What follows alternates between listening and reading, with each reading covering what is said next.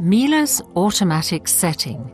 Convenient vacuum cleaning without interruptions.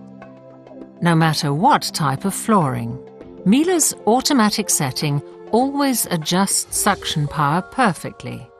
Suction power is automatically reduced when cleaning carpets, for gentle cleaning and good maneuverability. On hard floors, on the other hand, suction power is increased automatically to thoroughly remove soil from corners. How does it work? Suction is constantly monitored.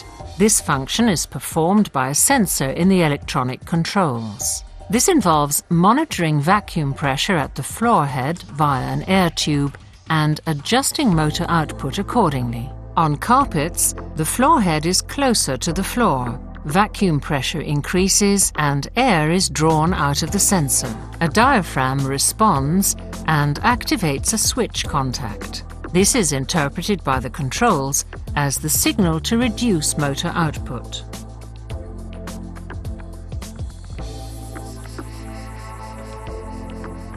When the vacuum pressure drops once again, the switch is open-circuited and power increases.